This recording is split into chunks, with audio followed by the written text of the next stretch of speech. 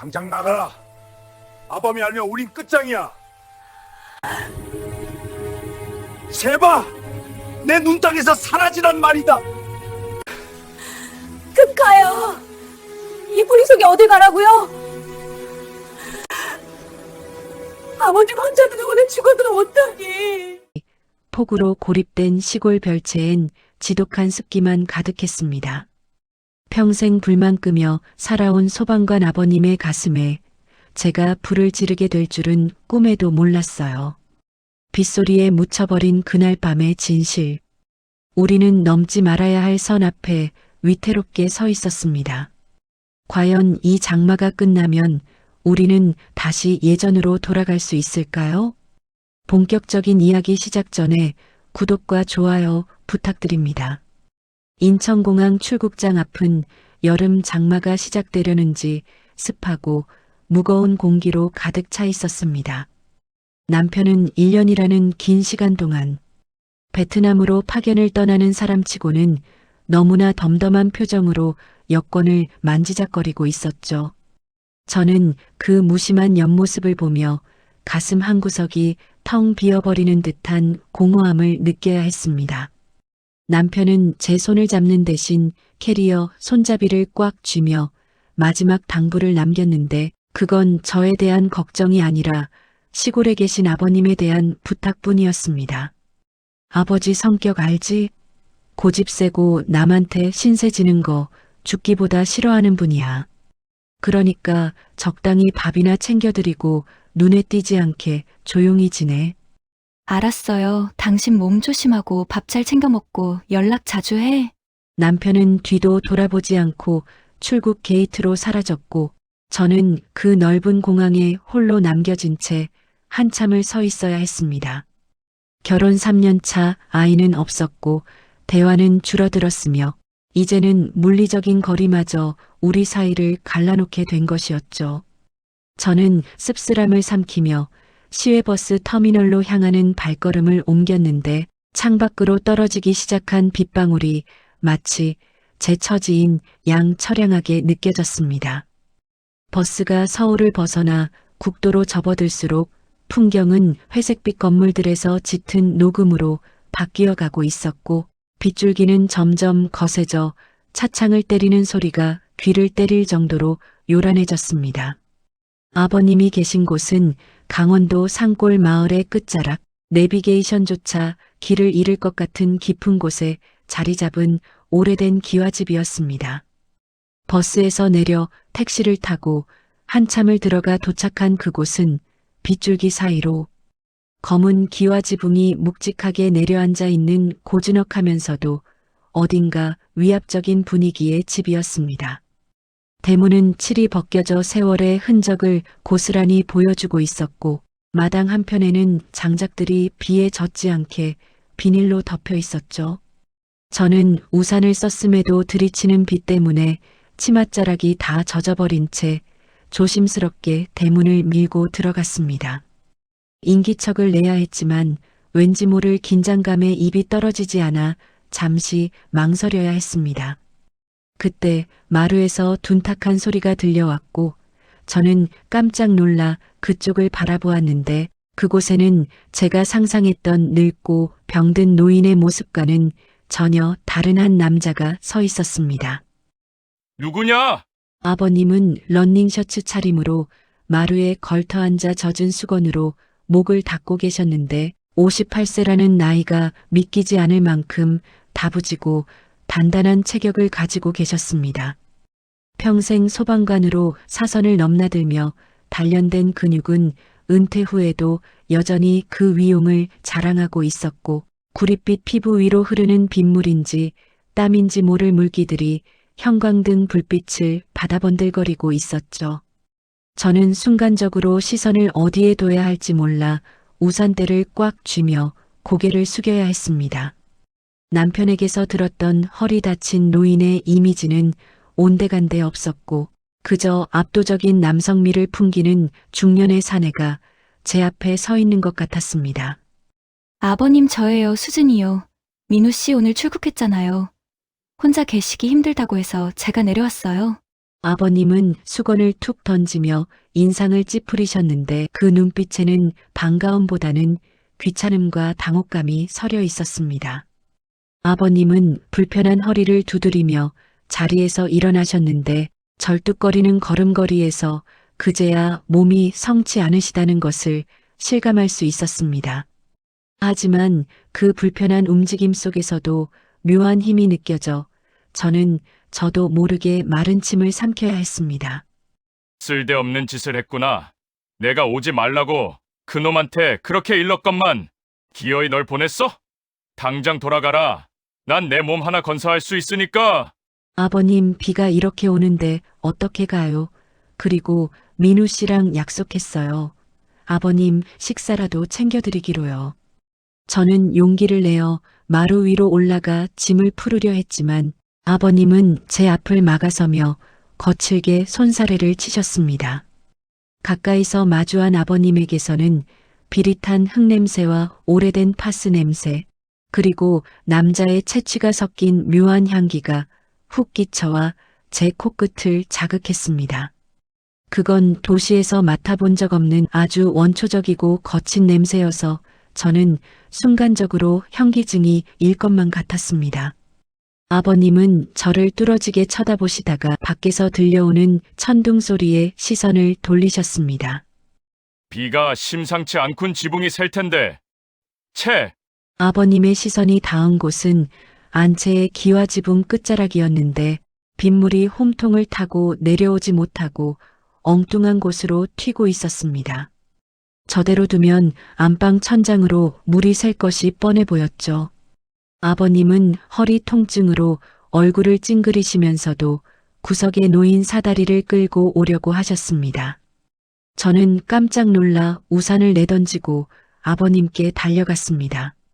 아버님 뭐 하시는 거예요? 허리도 안 좋으시면서 제가 사람 부를게요. 이 시골 구석에 이 비를 뚫고 올 사람이 어디 있어? 비키거라 내가 한다. 아버님은 제 만류를 뿌리치고 사다리를 처마 밑에 놓으셨습니다. 빗줄기는 점점 더 굵어져서 이제는 앞이 잘 보이지 않을 정도였고 아버님의 러닝 셔츠는 순식간에 흠뻑 젖어 살가죽에 투명하게 달라붙어 버렸습니다. 그 너머로 보이는 등 근육이 빗물에 젖어 꿈틀거리는 모습은 며느리인 제가 감히 똑바로 쳐다봐서는 안 될 것 같은 불경스러운 느낌마저 들게 했습니다. 하지만 저는 걱정되는 마음에 사다리 밑을 잡고 위를 올려다볼 수밖에 없었습니다.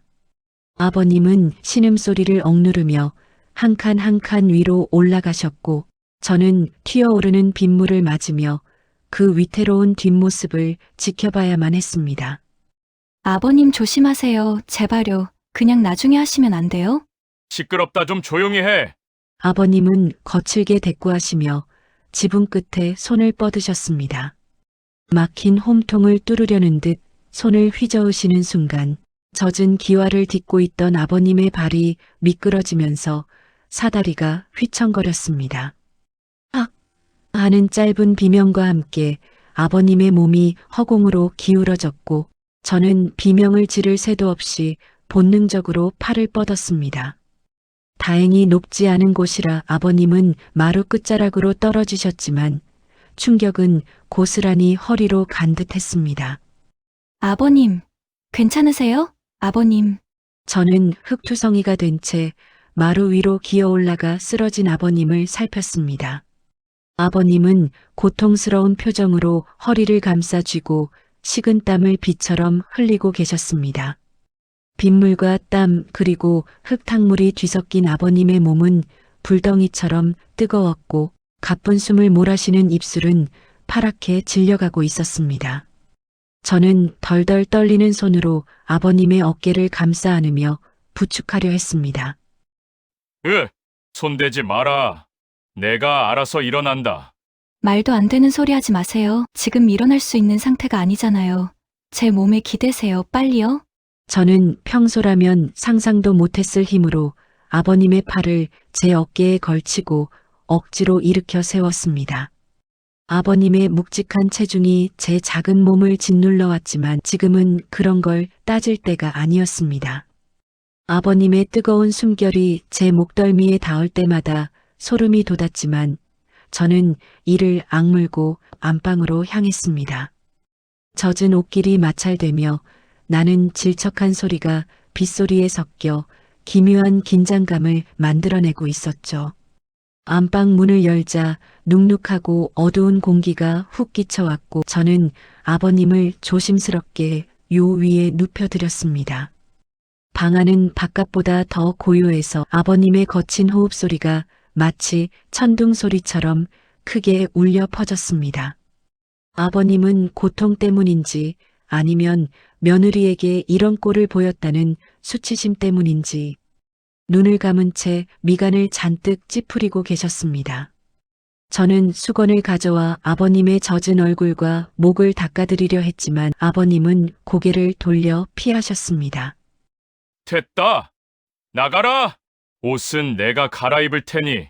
허리도 못 펴시면서 무슨 옷을 갈아입으신다는 거예요. 가만히 계세요. 감기 드시면 더 큰일 나요. 저는 아버님의 고집을 꺾기 위해 일부러 더 단호한 목소리를 내야 했습니다. 젖은 러닝 셔츠를 그대로 두면 체온이 떨어져 근육이 더 경직될 것이 뻔했으니까요. 저는 떨리는 손끝을 애써 감추며 아버님의 러닝 셔츠 끝단을 잡았습니다. 아버님의 몸이 순간 움찔하며 굳어지는 게 느껴졌지만 저는 모른 척하며 젖은 옷을 위로 걷어올리기 시작했습니다. 드러난 아버님의 복부는 나이가 무색하게 탄탄했지만 옆구리 쪽에는 사고의 흔적인지 오래된 흉터가 길게 남아있어 보는 사람의 마음을 짠하게 만들었습니다. 저는 옷을 벗겨내고 마른 수건으로 물기를 닦아내려 갔는데 제 손이 닿는 곳마다 아버님의 근육이 미세하게 떨리는 것이 느껴져 제 심장도 덩달아 불규칙하게 뛰기 시작했습니다. 그만하래도. 아버님의 목소리에는 힘이 빠져 있었지만 여전히 거부의 뜻이 담겨 있었습니다. 하지만 그 거부가 왠지 모르게 애처롭게 들려 저는 손을 멈출 수가 없었습니다. 저는 서랍을 뒤져 파스와 찜질팩을 찾아냈습니다. 찜질팩을 전자레인지에 데워오는 동안 아버님은 뒤척이지도 못하고 엎드린 채 끙끙 앓고 계셨습니다. 그 넓은 등이 고통으로 들썩이는 것을 보니 남편이 떠난 빈자리보다 눈앞에 아버님이 겪는 고통이 저에게는 더 현실적이고 묵직하게 다가왔습니다. 뜨거워진 찜질팩을 수건에 감싸들고 방으로 돌아왔을 때 아버님은 엎드린 채로 저를 힐끔 쳐다보셨습니다. 그 눈빛은 아까의 맹수 같던 기세는 사라지고 상처 입은 짐승처럼 어딘가 풀이 죽어 있었죠. 저는 조심스럽게 아버님의 허리춤에 손을 가져갔습니다. 찜질을 하려면 바지를 약간 내려야만 했으니까요. 아버님 실례 좀 할게요. 찜질하셔야 근육이 풀려요. 놔두라니까. 아가 너 지금 이게 무슨 짓이냐. 남녀가 유별한데. 지금 남녀 따질 때예요. 환자랑 보호자일 뿐이에요. 힘 빼세요. 저는 애써 태어난 척하며 아버님의 바지 밴드에 손가락을 걸었습니다. 빗물에 젖어 축축한 바지를 골반 아래로 살짝 내리자 아버님이 숨을 흡하고 들이키시는 소리가 들렸습니다. 드러난 허리 아래쪽의 피부는 햇빛을 보지 않아 하얗고 척추를 따라 깊게 패인 골이 선명하게 보였습니다. 저는 뜨거운 찜질팩을 그 위에 올렸습니다. 아버님은 뜨거움에 놀라셨는지 아니면 제 손길에 놀라셨는지 상체를 일으키려다 다시 무너지듯 엎드리셨습니다. 뜨겁다. 참으세요. 그래야 나아요. 제가 주물러 드릴게요.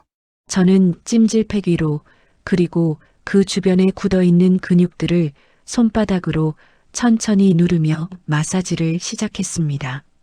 제 손바닥 안에서 아버님의 단단한 살결이 느껴졌고 체온이 옮겨와 제 손까지 뜨거워지는 기분이 들었습니다. 밖에서는 천둥이 다시 한번 요란하게 쳤고 방 안의 전등이 불안하게 깜빡거렸습니다. 좁은 방, 쏟아지는 빗소리, 그리고 반나체의 시아버지와 그의 허리를 주무르는 며느리. 이 상황이 주는 묘한 배덕감이 습기처럼 제 마음속으로 스며들기 시작했습니다.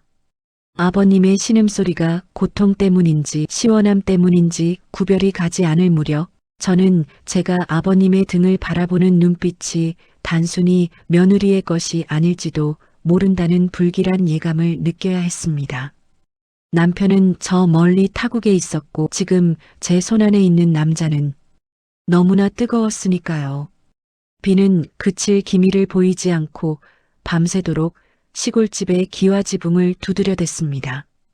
찜질 덕분에 아버님의 신음소리는 조금 잦아들었지만 그날 밤 우리 두 사람 사이를 감돌았던 미묘한 공기는 다음 날 아침이 되어도 좀처럼 흩어지지 않았습니다.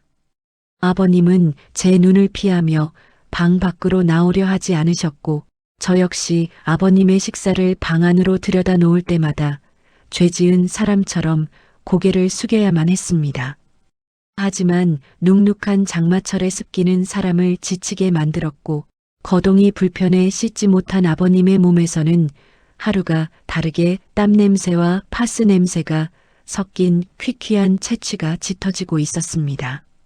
아버님은 깔끔한 성격 탓에 그 냄새를 견디기 힘들어 하셨지만 혼자서는 화장실 문턱 하나 넘는 것조차 버거운 상태셨기에 그저 짜증 섞인 한숨만 내쉬고 계셨죠. 사흘째 되던 날 오후 저는 더 이상 두고 볼 수가 없었습니다. 아버님은 러닝 셔츠가 땀에 젖어 투명하게 비칠 정도로 힘겨워하고 계셨고 그 모습이 안쓰러워 저는 욕실 청소를 마치고 결심한 듯 대야와 의자를 준비했습니다. 아버님 개운하게 씻으시는 게 낫겠어요. 제가 도와드릴게요. 됐다. 그냥 물수건으로 닦으면 돼. 며느리한테 별꼴을 다 보이는구나. 며칠째 땀 흘리셔서 찝찝하시잖아요. 냄새도 나고요. 이러다 피부병 생기세요. 제가 의사 선생님한테 다 들었어요. 청결이 제일 중요하다고요. 저는 일부러 냄새라는 단어를 꺼내 아버님의 자존심을 살짝 건드렸습니다. 그 방법이 통했는지 아버님은 얼굴을 붉히시며 아무 말도 하지 못하셨고 저는 그 틈을 타 아버님의 겨드랑이 사이로 팔을 넣어 부축했습니다. 아버님의 몸은 묵직하고 뜨거웠습니다. 욕실로 이동하는 짧은 거리였지만 아버님의 체중이 제게 온전히 실리면서 우리의 몸은 마치 한 몸처럼 밀착되어야만 했습니다. 아버님의 거친 숨결이 제 정수리에 닿았고 제 가슴이 아버님의 단단한 팔뚝에 눌릴 때마다 저는 숨을 참으며 애써 담담한 척 발걸음을 옮겨야 했습니다. 욕실 문을 닫자 미리 틀어놓은 온수 때문에 공간은 순식간에 하얀 수증기로 가득 차올랐습니다.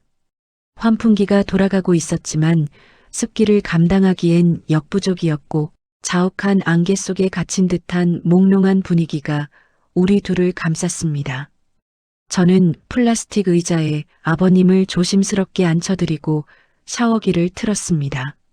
물 떨어지는 소리가 욕실 안을 가득 채우며 어색한 침묵을 조금이나마 가려주었죠.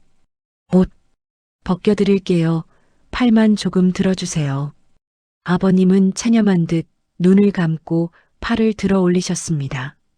땀에 젖어 끈적하게 달라붙은 러닝 셔츠를 벗겨내는 일은 생각보다 쉽지 않았습니다.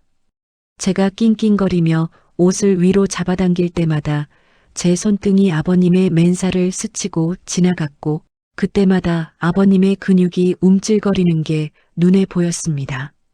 마침내 상의가 벗겨지고 아버님의 건장한 상체가 수증기 사이로 온전히 드러났습니다. 세월의 흔적이 담긴 자잘한 흉터들과 노동과 운동으로 다져진 등 근육은 웬만한 젊은 남자들보다 훨씬 위압적이었습니다. 저는 그 남성적인 육체 앞에서 순간적으로 현기증을 느꼈지만 도망칠 곳은 없었습니다. 바지는 내가 하마. 아버님은 덜덜 떨리는 손으로 바지춤을 잡으셨지만 허리 통증 때문에 힘을 주지 못하셨습니다. 그 모습이 너무나 애처롭고 답답해 보여 저도 모르게 손을 뻗었습니다. 가만히 계세요.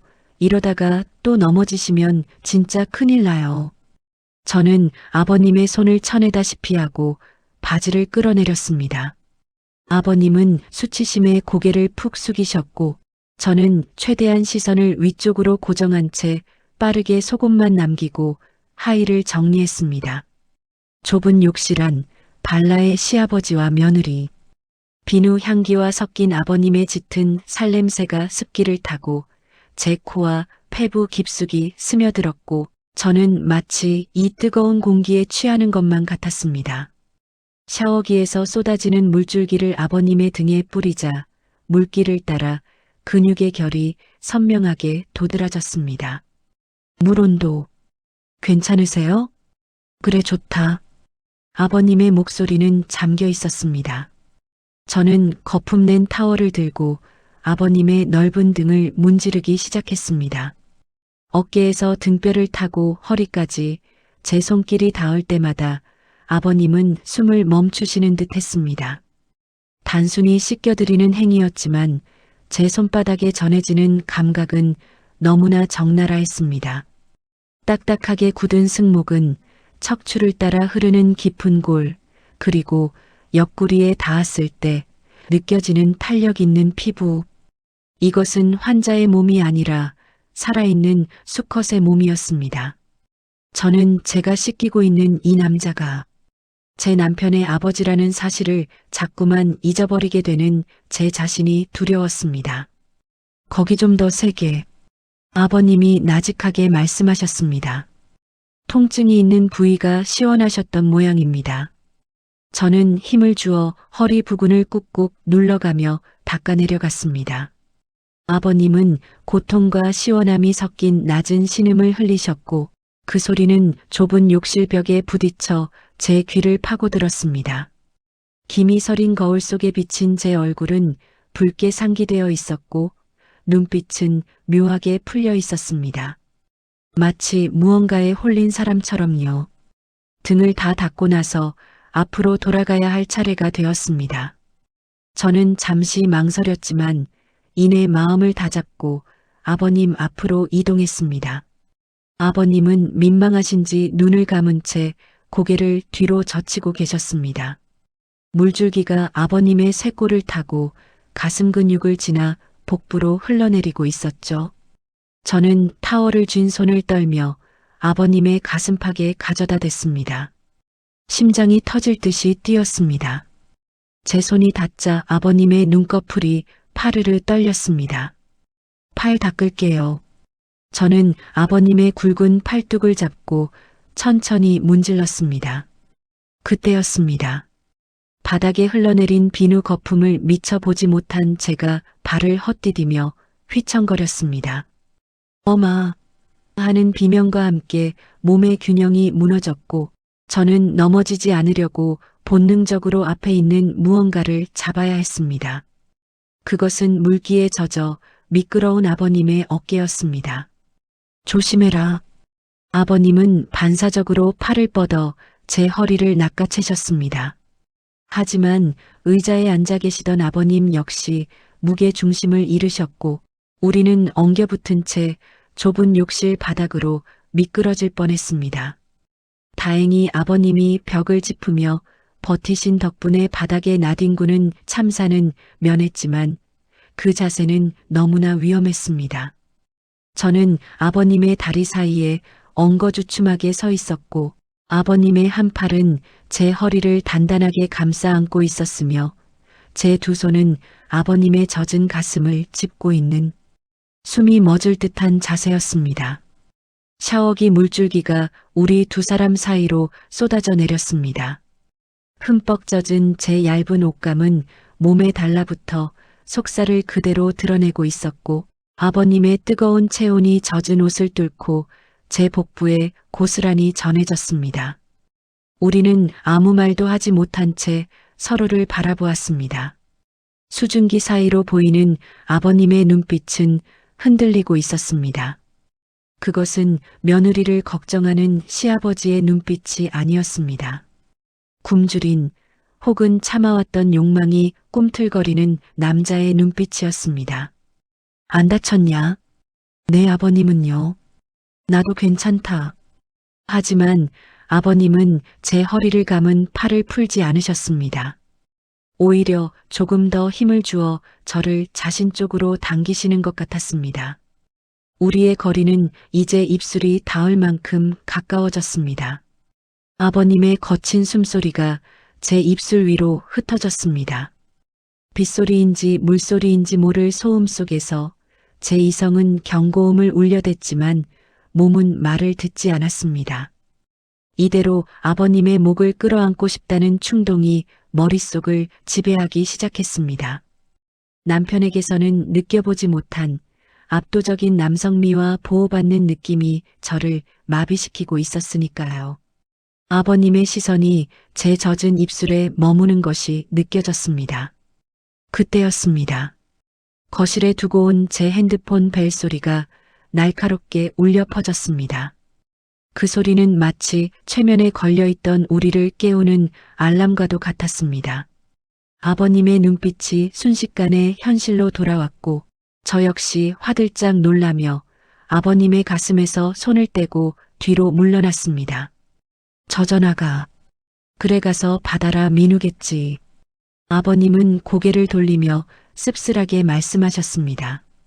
민우. 남편의 이름이 나오는 순간 욕실 안을 가득 채우던 뜨거운 열기는 차갑게 식어버렸습니다. 하지만 저는 욕실을 나서면서도 등 뒤에 남겨진 아버님의 시선을 느낄 수 있었습니다. 벨소리는 끈질기게 울리고 있었지만 저는 전화를 받고 싶지 않았습니다. 아니, 받을 수가 없었습니다.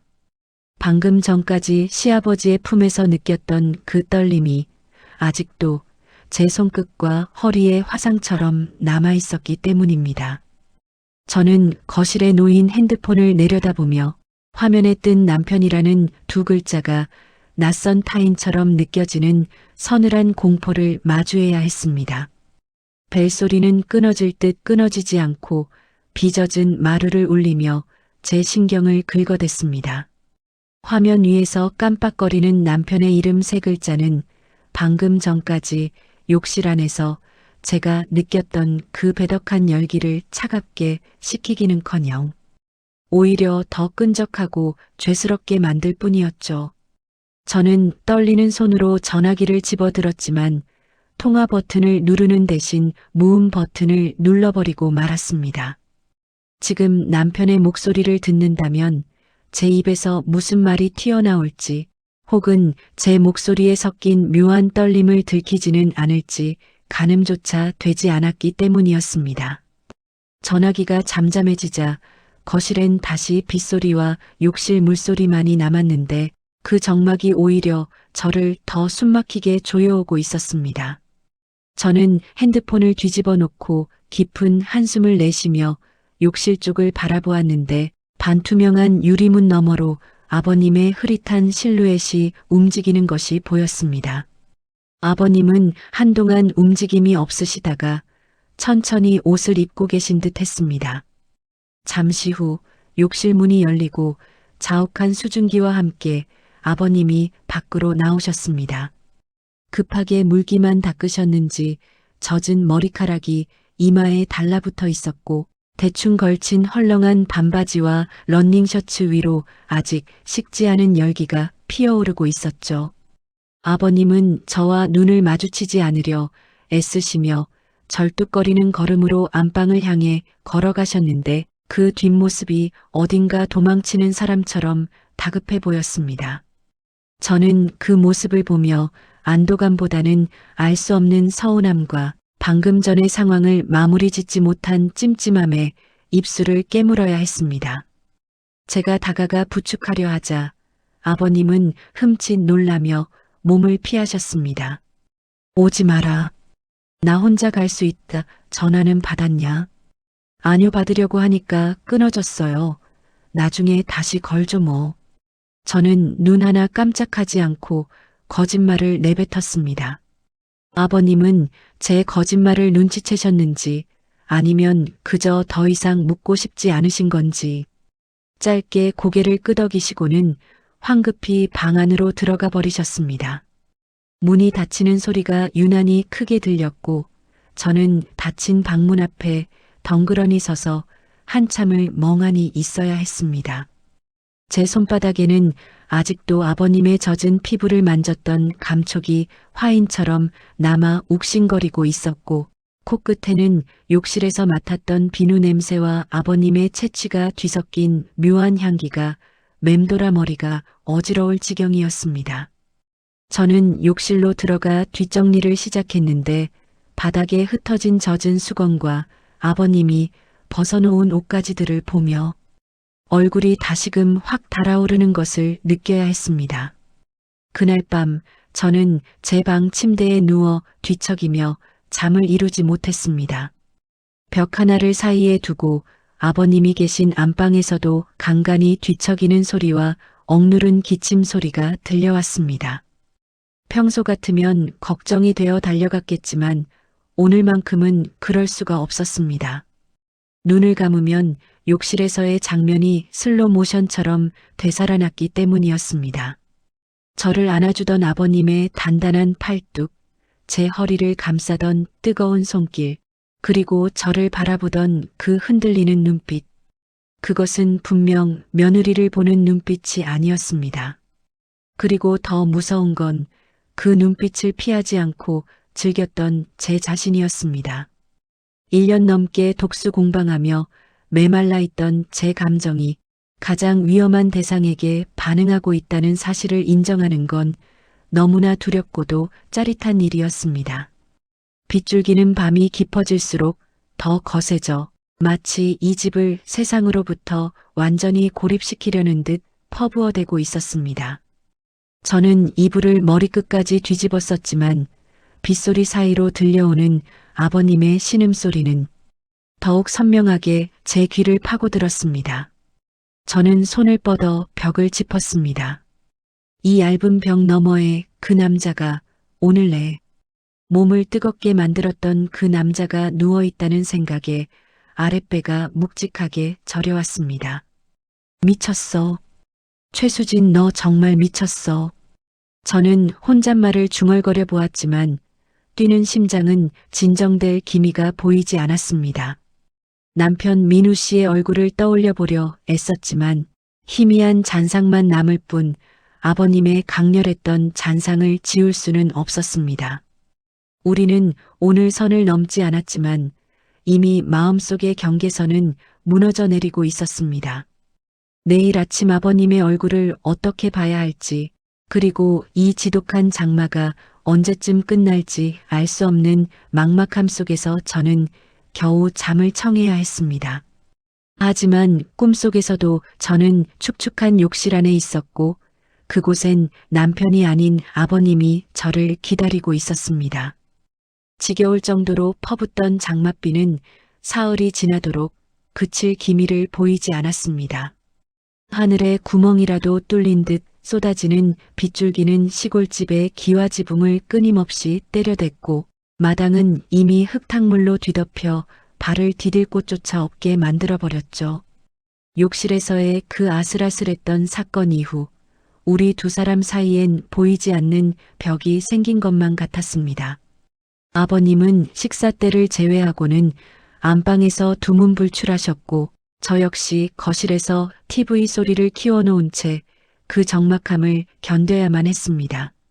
하지만 덥고 습한 공기는 사람의 마음을 눅눅하게 만들었고 서로를 피해 다니면서도 온 신경은 벽 너머의 상대를 향해 곤두서게 만드는 묘한 고문과도 같았습니다. 해질 무렵이 되자 빗소리는 더욱 거세졌고 저는 이 숨막히는 침묵을 더 이상 견딜 수가 없었습니다. 뭐라도 해야겠다는 생각에 부엌으로 들어가 냉장고를 뒤졌는데 마침 쪽파와 오징어가 눈에 들어왔습니다. 비 오는 날엔 기름 냄새라도 풍겨야 사람 사는 집 같지 않겠냐는 핑계를 스스로에게 대며 저는 프라이팬을 달구고 반죽을 올렸습니다. 치익하는 기름 끓는 소리가 빗소리와 섞여 묘한 안도감을 주었고 고소한 기름 냄새가 퀴퀴하던 집안의 곰팡내를 밀어내며 퍼져나갔습니다. 저는 내친 김에 창고에서 아버님이 담가두셨다는 묵은 막걸리 한 병을 꺼내 들었습니다. 맨정신으로는 도저히 아버님 얼굴을 마주하고 앉을 자신이 없었기 때문이었습니다. 아버님, 저녁 드셔야죠. 비도 오는데 제가 파전 좀 부쳤어요. 방문 앞에서 한참을 망설이다 건넨 말에 안방 문이 드르륵 열리고 아버님이 모습을 드러내셨습니다. 며칠 사이 수염이 거뭇하게 자라 더 거칠어진 얼굴이셨지만 눈빛만은 여전히 형형하게 살아있었죠. 아버님은 쟁반 위에 놓인 막걸리 주전자를 보시더니 헛기침을 하시며 마루로 나오셨습니다. 비 오는 날엔 역시 부침개지. 고생했다. 혼자 드시기 적적하실 텐데 저도 한 잔 같이 해도 될까요? 그러려무나 앉거라. 우리는 마루에 작은 개다리 소반을 펴고 마주 앉았습니다. 열어놓은 대청마루 문 너머로 세찬 비바람이 몰아치고 있었지만 처마 밑은 아늑했고 노란 백열등 불빛 아래 마주 앉은 두 사람의 그림자는 길게 늘어져 겹쳐지고 있었습니다. 제가 주전자를 들어 아버님의 사발에 뽀얀 막걸리를 가득 따르자 아버님도 제 잔에 술을 채워주셨습니다. 술잔이 부딪히는 맑은 소리가 빗소리 사이로 청아하게 울려 퍼졌고 우리는 말없이 첫 잔을 비웠습니다. 시원하고 알싸한 술 기운이 식도를 타고 내려가자 긴장으로 굳어있던 어깨가 조금씩 풀리는 기분이 들었습니다. 이 빗소리를 듣고 있으니 내 시어머니 생각이 나는구나. 그 사람도 비 오는 날이면 꼭 이렇게 전을 부쳐주곤 했는데 아버님은 빈 잔을 만지작거리며 씁쓸한 미소를 지으셨습니다. 평소에 무뚝뚝하고 강인하던 모습 대신 먼저 떠난 아내를 그리워하는 중년 남자의 쓸쓸함이 묻어나는 얼굴이었죠. 저는 묵묵히 아버님의 잔을 다시 채워드렸습니다. 아버님의 그런 약한 모습을 처음 보는 것 같아 마음 한구석이 짠해지면서도 동시에 지금 아버님의 앞에 앉아있는 사람이 시어머니가 아닌 저라는 사실에 묘한 안도감과 죄책감이 교차했습니다. 어머니가 참 다정하셨나 봐요. 부러워요. 민우 씨는. 이런 날에도 술 한 잔 같이 해준 적이 없거든요. 늘 바쁘다, 피곤하다. 저 혼자 술 마시는 날이 더 많았어요. 저도 모르게 마음속에 담아두었던 불만이 튀어나와 버렸습니다. 술 기운 탓이었을까요? 아니면 제 앞에 있는 이 남자가 내 편이 되어줄 것 같다는 착각 때문이었을까요? 아버님은 제 말을 듣고 잠시 멈칫하시더니 저를 빤히 쳐다보셨습니다. 그 눈빛엔 연민과 함께 알 수 없는 열기가 서려 있었습니다. 그놈이 복에 겨운 놈이지 이렇게 예쁘고 착한 색시를 두고 밖으로만 나돌다니. 내가 자식을 잘못 키웠어. 미안하다 아가. 예쁘다는 말. 시아버지에게 듣기엔 부적절한 그 단어가 제 심장에 박혀 파동을 일으켰습니다. 남편에게조차 들어본 지 오래된 그 말을 가장 어려운 분에게 듣게 되자 얼굴이 화끈거려 견딜 수가 없었습니다.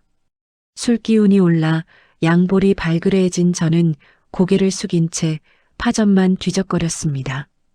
아버님은 연거푸 술잔을 비우셨고 저 역시 질세라 속도를 맞췄습니다. 취기가 오를수록 우리 사이의 물리적 거리는 좁혀지지 않았지만 심리적 경계선은 흐릿해져만 갔습니다.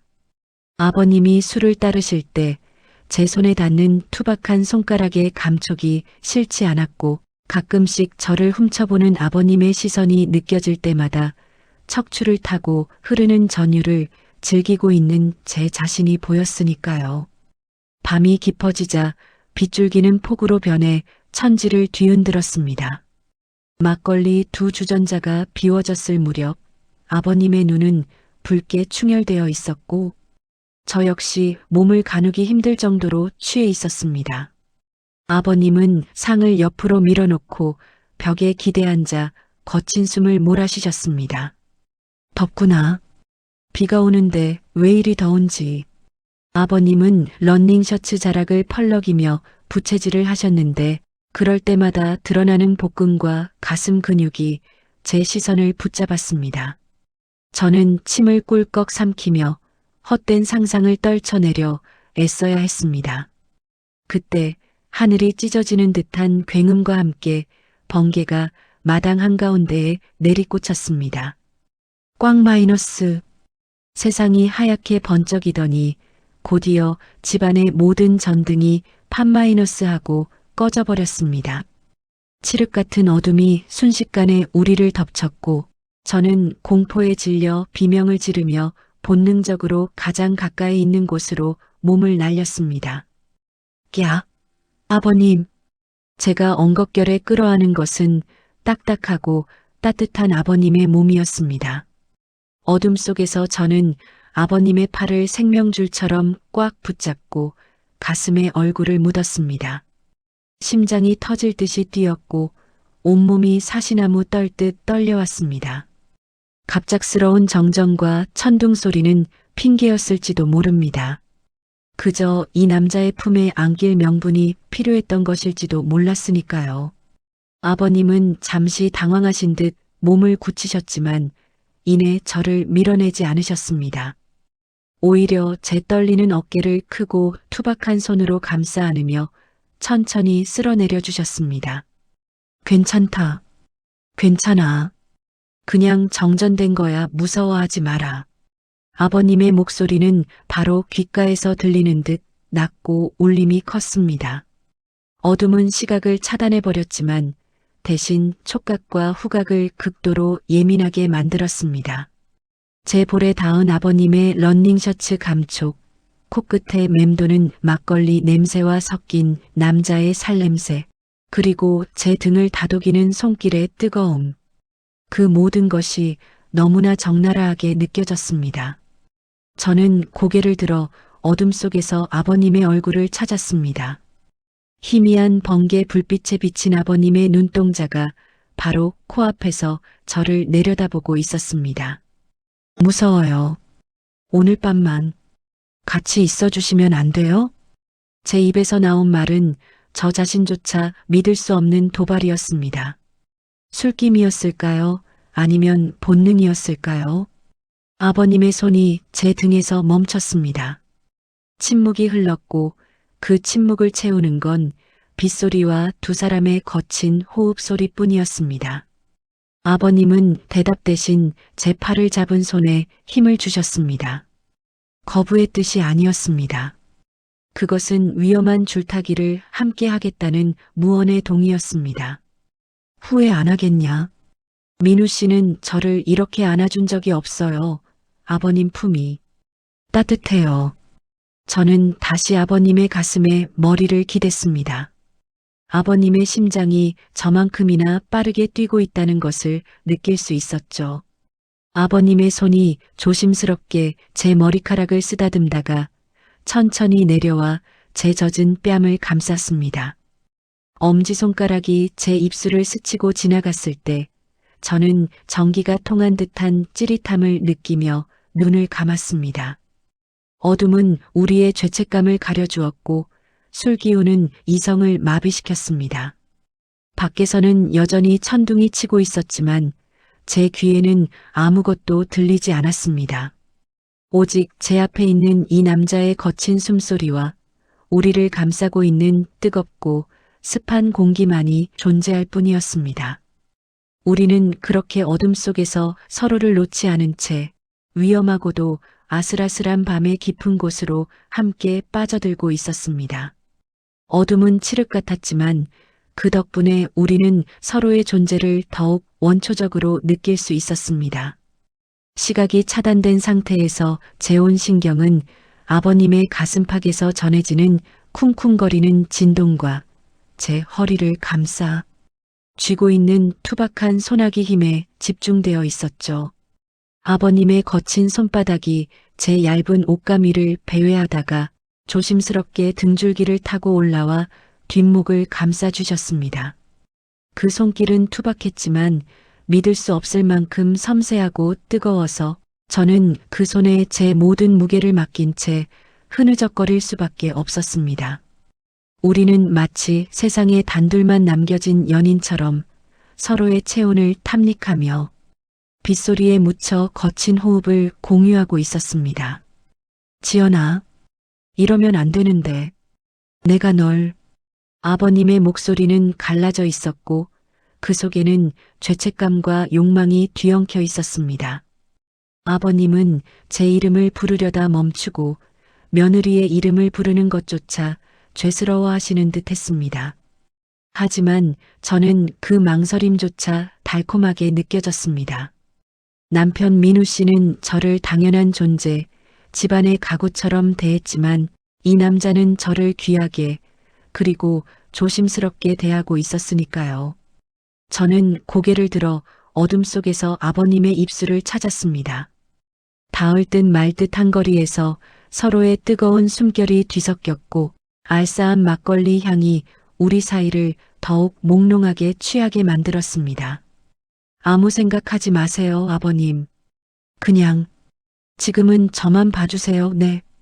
저는 대담하게도 아버님의 목에 팔을 감았습니다. 그 순간 아버님의 이성이라는 끈이 툭 하고 끊어지는 소리가 들리는 것만 같았습니다. 아버님은 저를 와락 끌어안으셨고 우리의 상체는 빈틈없이 밀착되었습니다. 아버님의 단단한 가슴 근육이 제 부드러운 살결을 짓눌러 왔지만 그 압박감은 고통이 아닌 희열이었습니다. 비록 입술은 겹치지 않았지만 우리는 이마를 맞대고 서로의 코끝을 비비며 가장 깊은 친밀감을 나누고 있었습니다. 그것은 육체적인 관계보다 더 끈적하고 정신적인 선을 이미 넘어버린 행위였습니다. 시간이 얼마나 지났을까요? 격정적인 감정의 파도가 한 차례 휩쓸고 지나가자 취기와 피로가 급격하게 밀려왔습니다. 하지만 우리는 서로를 놓아줄 생각이 없었습니다.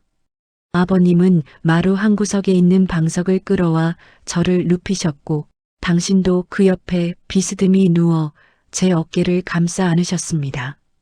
밖에서는 여전히 장대비가 쏟아지고 있었지만 아버님의 품 안은 난로 옆에 있는 것처럼 따뜻하고 안온했습니다. 저는 1년 만에 처음으로 깊은 잠에 빠져들 수 있을 것 같다는 안도감을 느끼며 아버님의 셔츠 자락을 꽉 쥐었습니다. 아버님 역시 제 머리카락에 코를 묶고 깊은 숨을 들이쉬며 제 채취를 가슴 깊이 새기시는 듯 했습니다. 잘 자라 아가. 아버님의 나직한 속삭임이 빗소리에 섞여 자장가처럼 들려왔습니다. 아가라는 호칭이 며느리를 부르는 것인지 아니면 사랑하는 여자를 부르는 애칭인지 모호하게 들렸지만 그 순간만큼은 아무래도 상관없었습니다. 우리는 그렇게 어둠 속에서 세상의 도덕과 윤리가 닿지 않는 우리들만의 작은 섬에 고립된 채 잠이 들었습니다. 서로의 체온이 유일한 구원이었던 그 밤, 우리는 시아버지와 며느리가 아닌 그저 외로운 남자와 여자였습니다. 다음 날 아침 눈을 떴을 때는 이미 비가 그치고 창문 틈으로 희미한 아침 햇살이 스며들고 있었습니다. 저는 낯선 천장을 바라보며 잠시 멍하니 있다가 등 뒤에서 느껴지는 묵직한 온기에 소스라치게 놀라 몸을 일으켰습니다. 아버님은 제 옆에서 새우잠을 자고 계셨는데 한 손으로는 여전히 제 옷자락을 잡고 계셨습니다. 지난밤의 기억이 필름처럼 스쳐 지나갔고 얼굴이 확 달아오름과 동시에 덜컥 겁이 났습니다. 우리가 무슨 짓을 한 건지, 이 상황을 어떻게 수습해야 할지 머릿속이 하얗게 변해버렸습니다. 그때 아버님이 뒤척이며 눈을 뜨셨습니다. 부스스한 눈으로 저와 시선이 마주치자 아버님의 눈동자가 흔들렸습니다. 지난밤의 열기는 사라지고 현실로 돌아온 중년 남자의 당혹감과 후회가 그 자리를 채우고 있었습니다. 깼니? 네, 안녕히 주무셨어요.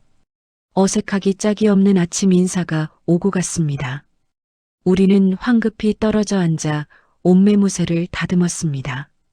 아버님은 헛기침을 하시며 시선을 어디에 둬야 할지 몰라 먼 산만 바라보셨고 저 역시 방석 끝자락만 만지작거렸습니다. 하지만 분명한 건 우리 사이를 감싸고 있는 공기가 어제와는 완전히 달라졌다는 것이었습니다. 어색함 속에서도 서로를 의식하는 끈적한 기류가 흐르고 있었고 그것은 우리가 이제 되돌갈 수 없는 강을 건넜다는 것을 의미했습니다. 속은 괜찮냐 해장이라도 해야지. 아버님이 먼저 침묵을 깨고 일어나셨습니다.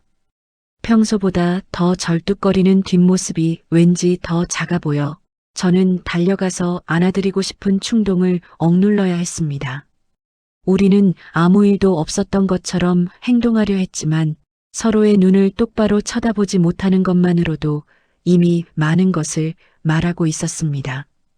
부엌에서 달그락거리는 소리가 들려왔고 저는 거실에 앉아 멍하니 꺼진 TV 화면을 바라보았습니다. 검은 화면 속에 비친 제 얼굴은 헝클어져 있었지만 묘하게 생기가 돌고 있었습니다. 죄책감보다는 사랑받았다는 충만감이 저를 지배하고 있었기 때문이었습니다. 하지만 이 평화가 폭풍 전야의 고요함이라는 것을 그때는 미처 알지 못했습니다. 부엌에서 풍겨오는 구수한 콩나물국 냄새가 밤새 눅눅해진 집안의 공기를 포근하게 데우고 있었습니다. 평소라면 제가 먼저 일어나 아침을 준비했어야 했지만 그날만큼은 부엌에 서 있는 아버님의 뒷모습을 방해하고 싶지 않아 문지방 뒤에 숨어 한참을 지켜봐야만 했어요. 아버님은 불편한 허리 때문에 싱크대에 기대서서 팔을 썰고 계셨는데 그 투박하고 서툰 칼질 소리가 이상하게 제 가슴을 울려서 눈물이 핑 돌 것만 같았습니다. 도마 위에서 탁탁거리는 규칙적인 소음은 마치 지난밤 우리의 일탈을 아무 일도 아니었다는 듯 덮어주려는 위로처럼 들렸고 저는 그 평범한 일상의 소리에 기대어 죄책감을 잠시 내려놓고 싶었습니다. 일어났냐, 밥 먹자. 아버님은 뒤도 돌아보지 않고 무심하게 말씀하셨지만 국그릇을 식탁에 내려놓는 손길은 평소보다 훨씬 조심스럽고 다정했습니다. 김이 모락모락 피어오르는 콩나물국과 투박하게 담긴 김치, 그리고 갓 지은 하얀 쌀밥이 차려진 소박한 밥상이었지만 저에게는 그 어떤 고급 레스토랑의 음식보다 따뜻하고 귀하게 느껴졌습니다. 우리는 마주보고 앉았지만 시선은 국그릇에 고정한 채 묵묵히 숟가락만 움직였는데 달그락거리는 소리만이 정적을 채우고 있었죠. 국을 한술 뜨자 뜨겁고 시원한 국물이 목을 타고 넘어가며 지난밤 술기운에 쓰린 속을 부드럽게 달래주었고 저는 울컥 치솟는 감정을 억누르며 밥을 꾸역꾸역 삼켜야 했습니다. 맛있어요. 정말 맛있어요, 아버님. 입맛에 맞으니 다행이구나. 많이 먹어라. 얼굴이 반쪽이다. 아버님은 제 밥그릇 위에 김치를 척 올려주시며 짐짓 딴청을 피우셨지만 붉어진 귀끝은 숨기지 못하셨습니다. 그 서툰 애정 표현이 너무나 간질거리고 따뜻해서 저는 밥을 먹다가 말고 고개를 숙여 눈물을 훔쳐야 했습니다. 남편 민우 씨는 신혼 때조차 제게 밥 한 번 차려준 적이 없었고 늘 반찬 타령만 늘어놓곤 했으니까요. 비교하면 안 된다는 걸 알면서도 눈앞에 시아버지에게서 느껴지는 묵직한 헌신과 남편의 가벼운 태도가 겹쳐지며 제 마음은 걷잡을 수 없이 흔들리고 있었습니다. 식사를 마치고 제가 설거지를 하는 동안 아버님은 마루에 나가 담배를 태우셨습니다. 비는 그쳤지만 하늘은 여전히 잿빛 구름으로 뒤덮여 있었고 처마 밑으로 떨어지는 낙수 소리가 간헐적으로 이어지고 있었죠. 저는 그릇을 닦으며 창밖으로 아버님의 넓은 등을 훔쳐보았는데 담배 연기를 길게 내뿜는 그 뒷모습에서 짙은 고독과 함께 남자의 향기가 느껴져 가슴이 아릿해져 왔습니다. 그때였습니다. 거실 탁자 위에 올려둔 제 핸드폰이 요란하게 진동하며 평화롭던 아침의 정적을 산산조각 내버렸습니다. 화면에 뜬 이름은 남편이었고 영상통화 요청이었습니다. 순간 심장이 덜컥 내려앉으며 설거지하던 접시를 떨어뜨릴 뻔했습니다. 마루에 계시던 아버님도 진동 소리에 고개를 돌려 저를 바라보셨고 아버님의 눈빛이 순식간에 차갑게 굳어가는 것이 보였습니다. 그것은 질투였을까요? 아니면 현실 자각이었을까요? 저는 물 묻은 손을 앞치마에 대충 문지르고 떨리는 손으로 핸드폰을 집어들었습니다. 받지 않으면 의심할 것이 뻔했고 지금 이 상황을 피할 도리가 없었으니까요. 저는 심호흡을 크게 한번 하고 통화 버튼을 눌렀습니다. 야, 최수진 왜 이렇게 전화를 늦게 받아? 너 자고 있었냐? 화면 속에 나타난 남편의 얼굴은 붉게 달아올라 있었고 배경은 시끄러운 음악 소리가 울리는 술집인 듯 했습니다. 베트남 현지 시간으로는 새벽일 텐데 남편은 아직도 술자리에 있는 모양이었습니다. 남편의 뒤로는 낯선 여자들의 웃음소리가 들려왔고 희미하게나마 여자 팔이 남편의 어깨에 걸쳐져 있는 것이 보였습니다. 저는 역겨움과 배신감이 치밀어 올랐지만 아버님이 보고 계시다는 생각에 애써 표정을 관리해야만 했습니다. 설거지하고 있었어. 무슨 일이야, 새벽인데 아직 안 잤어? 야, 내가 자든 말든 무슨 상관이야. 아버지 밥은 챙겨드렸냐? 너 내가 돈 보낸 거 확인했어? 확인했어. 아버님도 식사하셨고. 근데 뒤에 누구야? 너무 시끄러운 거 아니야? 저는 떨리는 목소리로 물었지만 남편은 코웃음을 치며 카메라 앵글을 일부러 흔들었습니다. 화면이 어지럽게 돌아가면서 술병들이 즐비한 테이블과 짧은 옷을 입은 여자들의 실루엣이 스치듯 지나갔습니다. 남편은 혀가 꼬인 목소리로 비아냥거렸는데 그 말투에는 저에 대한 존중이나 애정 따위는 눈곱만치도 찾아볼 수 없었습니다. 아, 거래처 사람들이랑 한잔하는 거잖아. 너는 촌스럽게 왜 이래? 아, 그리고 너 얼굴 꼬라지가 그게 뭐냐? 시골 박혀있더니 아주 아줌마 다 됐네. 꾸미고 좀 살아라. 내가 쪽팔려서 원. 남편의 말은 비수처럼 날아와 제 가슴에 꽂혔습니다. 지난 며칠간 아버님을 간병하느라 잠도 못 자고 마음고생하느라 초췌해진 제 모습을 보며 걱정은커녕 비난을 퍼붓는 남편이 인간처럼 보이지 않았습니다. 저는 입술을 깨물며 눈물을 참았습니다. 그때 마루에서 담배를 태우시던 아버님이 절뚝거리는 걸음으로 거실로 들어오셨습니다. 아버님의 표정은 무서울 정도로 차갑게 가라앉아 있었지만 그 눈빛 속에서는 활화산 같은 분노가 이글거리고 있었습니다. 민우 씨, 말 좀 곱게 해. 아버님 들으셔. 아버지가 뭐, 노인네 귀도 안 들리는데 뭘 신경 써야. 그리고 너 아버지한테 살살 좀 해라. 그래야 나중에 땅이라도 하나 더 물려받지. 너 내가 왜 거기 보냈는지 몰라서 그래? 그 순간이었습니다. 제 등 뒤에 서 계시던 아버님의 굵은 손이 불쑥 튀어나와 제 손에 들린 핸드폰을 거칠게 낚아채셨습니다. 저는 너무 놀라 비명조차 지르지 못했고 화면 속 남편은 갑자기 바뀐 앵글에 당황한 듯 소리를 질렀습니다. 뭐야, 아버지예요? 아, 아버지. 저 민우예요. 잘 계시죠? 아버님은 화면 속 아들을 내려다보며 아무 말도 하지 않으셨습니다. 그 침묵은 그 어떤 고함보다 무겁고 공포스러웠습니다. 남편은 분위기 파악도 못한 채 술 취한 목소리로 주절거렸지만 아버님의 손에 들어간 핸드폰은 이미 부들부들 떨리고 있었습니다. 아버님의 팔뚝에 굵은 힘줄이 솟아올랐고 꽉 깨문 어금니 사이로 짐승 같은 그르렁거리는 소리가 새어나왔습니다. 이 개만도 못한 놈, 네. 아버지 뭐라고요? 잘 안 들리는데. 아버님은 대답 대신 핸드폰을 바닥에 내동댕이 치셨습니다. 둔탁한 파열음과 함께 액정이 산산조각 났고 시끄럽게 떠들던 남편의 목소리도 술집의 소음도 순식간에 끊어지며 거실에는 무거운 정적만이 감돌았습니다. 바닥에 나뒹구는 핸드폰 파편은 마치 우리 부부관계의 종말을 알리는 듯 처참해 보였습니다. 저는 멍하니 바닥을 내려다보다가 다리에 힘이 풀려 그 자리에 주저앉고 말았습니다. 참았던 눈물이 댐이 무너지듯 터져 나왔습니다.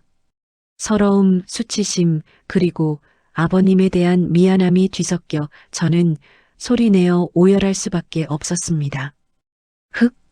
흑, 죄송해요, 아버님. 제가 못나서.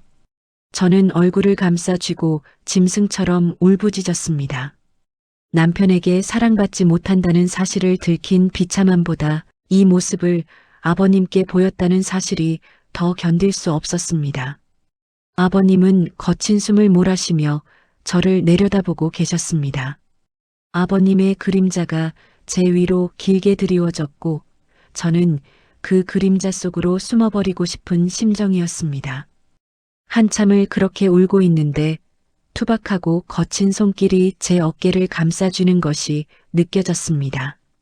아버님이 무릎을 꿇고 제 눈높이를 맞추며 앉으신 것이었습니다. 울지 마라. 내 집에서 울지 마라, 아가. 아버님의 목소리는 떨리고 있었습니다. 고개를 들어 아버님을 바라보자 아버님의 눈에도 물기가 어려 있는 것이 보였습니다. 아버님은 저를 탓하는 대신 덜덜 떨리는 손으로 제 젖은 뺨을 닦아주셨습니다. 그 손길은 거칠었지만 세상 그 무엇보다 따뜻하고 조심스러워서 저는 더 크게 울음을 터뜨리고 말았습니다. 아버님, 저 너무 힘들어요. 민우 씨는 저를 안다. 내가 다 안다. 저놈은 널 가질 자격이 없는 놈이야. 아버님은 저를 와락 끌어안으셨습니다. 어젯밤의 포옹이 은밀하고 조심스러웠다면 지금의 포옹은 격렬하고 절박했습니다. 아버님의 단단한 품이 제 떨리는 몸을 빈틈없이 감싸 안았고 저는 아버님의 가슴에 얼굴을 묻고 옷자락을 움켜쥐었습니다. 아버님의 심장 소리가 제 귀에 쿵쿵 울렸고 아버님의 체온이 제 차가운 몸을 녹여주었습니다. 그것은 단순한 시아버지의 위로가 아니었습니다. 상처 입은 여자를 지키려는 수컷의 본능, 그리고 더 이상 숨길 수 없는 사랑의 확인이었습니다. 미안하다. 내가 자식을 잘못 키워서 너를 이렇게 외롭게 만들어서. 아니에요. 아버님 잘못 아니에요. 저 아버님 아니었으면 정말 죽었을지도 몰라요. 저는 눈물 젖은 얼굴을 들어 아버님을 바라보았습니다. 우리의 시선이 허공에서 얽혔고 그 순간 주변의 공기가 멈춘 듯 했습니다. 아버님의 눈동자는 저에 대한 연민과 욕망으로 짙게 물들어 있었고 저 역시 아버님을 향한 갈망을 더 이상 숨길 수가 없었습니다. 남편이 우리를 모욕하고 짓밟은 그 자리에서 역설적이게도 우리는 서로에게 가장 필요한 존재임을 확인하고 있었습니다. 밖에서는 다시 빗줄기가 굵어지기 시작했고 후두둑 떨어지는 빗소리가 깨진 유리창 파편 위로 쏟아지는 것만 같았습니다. 지연아, 나는 이제 더 이상 못 참겠다. 윤리고 도덕이고 다 필요 없어.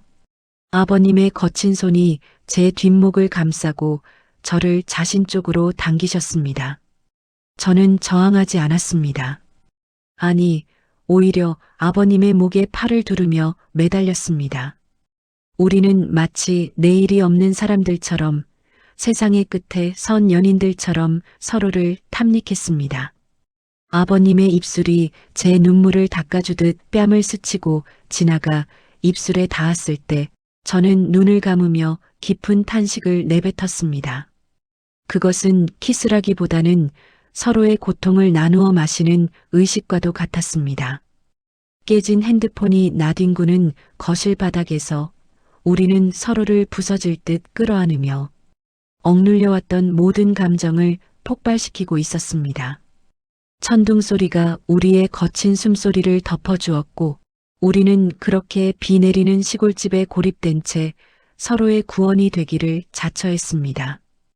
거짓말처럼 비가 그쳤습니다. 창호지 문틈으로 스며드는 아침 햇살이 적나라하게 방 안을 비췄습니다. 밤새 세상을 집어삼킬 듯 포효하던 천둥도 우리를 고립시켰던 빗소리도 사라진 자리에는 무거운 정적만이 감돌았습니다. 바닥에 널브러진 옷가지들, 헝클어진 이불, 그리고 그 위에서 서로의 온기에 기대어 잠든 두 사람의 모습만이 현실로 남아 있었습니다. 먼저 눈을 뜬 건 아버님이셨습니다. 제 허리를 감싸고 있던 투박한 손이 조심스럽게 풀어지는 느낌에 저도 눈을 떴습니다. 우리는 서로의 눈을 마주쳤지만 아무 말도 할 수 없었습니다. 잘 잤니? 일어나자 같은 평범한 아침 인사는 우리 사이에 존재할 수 없었습니다. 아버님의 눈빛은 혼란스러워 보였지만 동시에 전에는 본 적 없는 깊은 소유욕이 서려 있었습니다. 채비하거라. 잠긴 목소리로 뱉은 짧은 한마디. 그것이 지난밤의 광란을 덮는 유일한 신호였습니다. 우리는 마치 야반도주를 하는 사람들처럼 서둘러 흔적을 지우기 시작했습니다.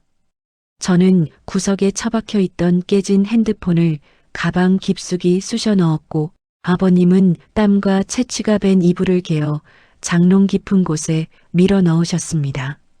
방 안의 공기를 환기시키려 문을 열었을 때 훅 끼쳐오는 젖은 흙내음이 오히려 우리의 폐부를 찔렀습니다.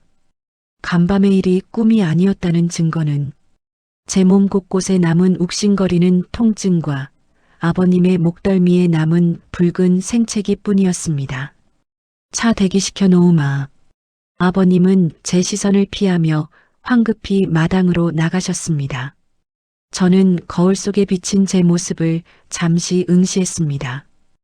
헝클어진 머리를 빗어 넘기고 옷매무새를 다듬었습니다. 거울 속의 여자는 어제의 며느리가 아니었습니다. 돌아올 수 없는 강을 건넌 비밀을 품은 여자의 얼굴이었습니다. 검은 세단이 시골집 마당을 빠져나왔습니다. 진흙탕이 된 비포장도로를 지나 매끄러운 국도 위로 차가 올라서자 비로소 등 뒤의 시골집이 백미러 속에서 점처럼 작아졌습니다. 그곳은 이제 우리 둘만의 무덤이자 성역이 되었습니다. 서울로 향하는 차 안에는 숨막히는 침묵이 흘렀습니다. 라디오도 켜지 않았습니다. 오직 타이어가 아스팔트를 긁는 소리만 규칙적으로 들려왔습니다. 아버님은 굳은 표정으로 운전대를 잡고 앞만 응시하고 계셨습니다. 하지만 기어 변속기 위에 놓인 그분의 오른손이 미세하게 떨리고 있음을 저는 보았습니다. 저는 조용히 손을 뻗어 떨리고 있는 그 투박한 손등 위에 제 손을 겹쳤습니다. 아버님이 흠칫 놀라시더니 이내 제 손을 거칠게 뒤집어 깍지를 껴잡으셨습니다. 손바닥이 맞닿아 땀이 차는 그 뜨거운 감촉. 그것은 사랑의 맹세라기보다는 지옥 끝까지 비밀을 함께하자는 공범들의 피 맺힌 약속과도 같았습니다. 차는 속도를 높여 서울을 향해 질주했습니다. 우리는 다시 점잖은 시아버지와 착한 며느리의 가면을 쓸 것입니다. 하지만 이 맞잡은 두 손을 놓지 않는 한 우리의 폭풍은 영원히 끝나지 않을 것임을 직감했습니다.